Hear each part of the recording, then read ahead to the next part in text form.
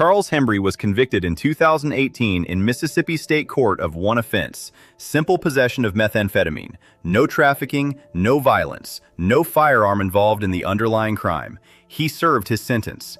4 years later, in 2022, he was found in possession of a gun.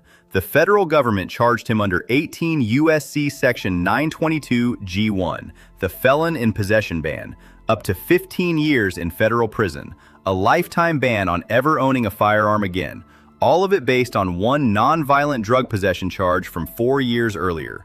On January 27, 2026, the United States Court of Appeals for the Fifth Circuit ruled 3-0 that the federal government cannot do that. Enforcing Section 922 G1 against Charles Hembree, based solely on that 2018 conviction, violates the Second Amendment. The historical tradition does not support it.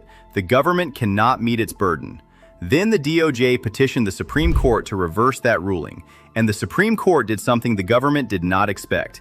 It did not simply dismiss the case. It ordered Hembree to respond, signaling the court sees something in this case worth examining independently. The petition is heading to the September 28, 2026 long conference. If you have a nonviolent felony on your record or know someone who does, this is the most important Second Amendment case heading to the Supreme Court right now. Let me start with the statute, because you need to understand precisely. 18 U.S.C. Section 922 G1 prohibits any person convicted in any court of a crime punishable by imprisonment for more than 1 year from possessing, purchasing, or receiving any firearm or ammunition. Lifetime. No expiration, no periodic review, no restoration pathway through the ATF. That door was closed by a congressional appropriations rider in 1992 and has remained closed ever since. 3 words in the statute carry enormous legal weight: any court. That includes state courts, federal courts, and foreign courts. Punishable by. That means the maximum authorized sentence, not what the defendant actually received. A person who got probation and never served a single day in prison is still permanently prohibited if the offense carried a maximum sentence exceeding 1 year. And exceeding 1 year sets the floor. Hembree's 2018 Mississippi conviction for simple possession of a controlled substance was a felony carrying a maximum sentence exceeding 1 year. From the moment of that conviction, he was a federally prohibited person. When agents found him with a firearm in 2022, the charge was automatic. Now here's what the Fifth Circuit said about that, and I want to walk you through the reasoning precisely, because the analytical framework is the most important thing to understand about this ruling. The Fifth Circuit does not ask whether Section 922 G1 is unconstitutional across the board. That question has been answered. The statute survives a facial challenge. The question is whether it is unconstitutional as applied to this specific defendant based on this specific predicate conviction. That is called an as-applied challenge. Under the Fifth Circuit's controlling precedent, United States v. Diaz, 116 F. 4th 458, decided 2024, the court looks at the defendant's prior conviction and asks a precise question. Does a founding-era historical tradition of disarming persons convicted of this specific category of offense exist? The inquiry is offense-specific, not defendant-specific. The individual dangerousness of Charles Hembree as a person is not the question the court is answering. The historical tradition of disarming persons convicted of simple drug possession as a category of offense is the question. The hallmark of this analysis is what the Fifth Circuit calls the second-level why. Under the Bruen framework, the government cannot simply find any old historical law and claim it as an analog. It must find a law that imposed a comparable burden for a comparable reason on a comparable category of person. The how and the why must both align. A historical law that restricted a different category of person for a different reason does not satisfy the burden, even if its outcome looks similar. The government came to court with 2 arguments. Both failed. The first, historical laws imposing severe punishment for possession of contraband, specifically laws punishing the knowing receipt of a stolen horse, the theft of mail, and the counterfeiting and forgery of public securities, all of which were punished harshly at the founding.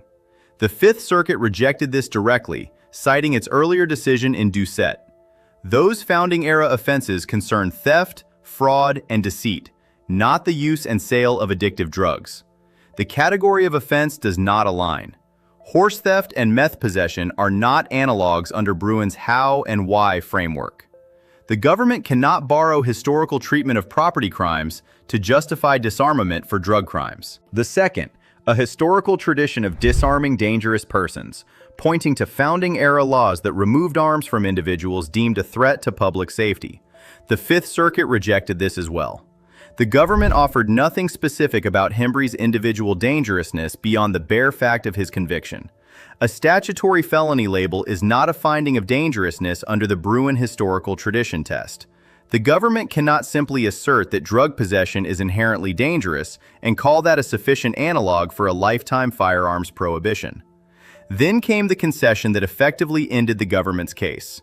The government acknowledged, in its own briefing, that illegal drug possession was a problem that founding-era legislatures did not perceive. Read that again. The government admitted that the founders never confronted simple drug possession as a category of conduct requiring any regulatory response at all. The first federal ban on possession and distribution of narcotics did not arrive until decades after the founding. If the founders never criminalized this conduct, there is no founding-era tradition of disarming people convicted of it. The government cannot satisfy a burden that requires pointing to historical laws that did not exist. Judge Don Willett wrote separately in a concurring opinion to frame the ruling in broader constitutional terms. He emphasized that the Bill of Rights functions as a safeguard against federal overreach and that the Constitution's protections must operate together to protect liberty. What Judge Willett was signaling is that this is not just a Bruen application case. It is a structural constitutional principle. The federal government does not acquire the power to permanently strip a constitutional right by attaching a felony label to conduct the founders never criminalized. Now let me tell you about the Supreme Court development, because this is the angle most coverage has completely missed. After the Fifth Circuit ruled against it, the DOJ petitioned the Supreme Court. The government's ask: grant, vacate, and remand the Fifth Circuit's judgment in light of Hembree, the marijuana gun ban case the Supreme Court decided unanimously on June 18, 2026.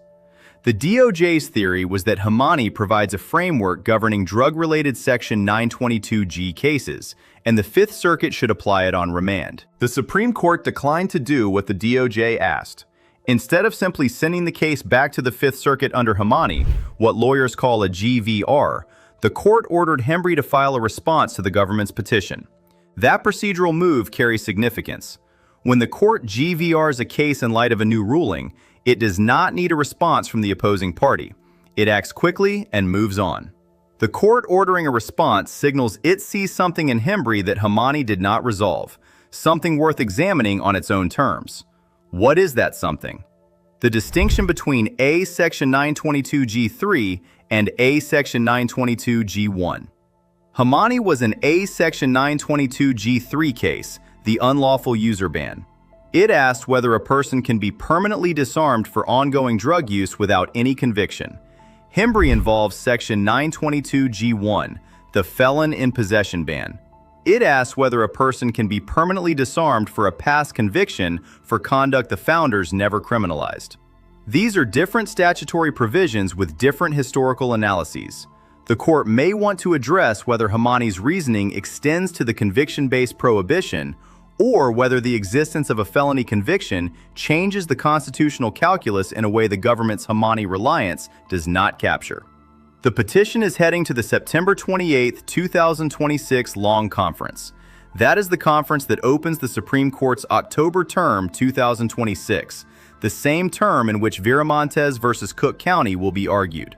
The court has four options: grant cert and hear the case this term, GVR to the Fifth Circuit under Hembree, deny cert and let the Fifth Circuit ruling stand in the three Fifth Circuit states, or hold the petition pending the outcome of another related case. Each of those outcomes means something different for the millions of Americans with nonviolent felony convictions asking whether the Second Amendment still protects them. Let me close with the compliance picture, because this is what matters most for the gun owner watching this video. Section 922G1 is fully enforced nationally. The Fifth Circuit's ruling in Hembree is binding only within the Fifth Circuit, Louisiana, Mississippi, and Texas.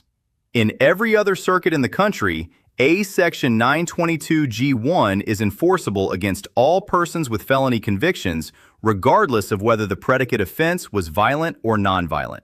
A person convicted of a nonviolent felony in Virginia, California, Illinois, Florida, or any other state outside the Fifth Circuit has no current judicial protection from Section 922 G1 prosecution.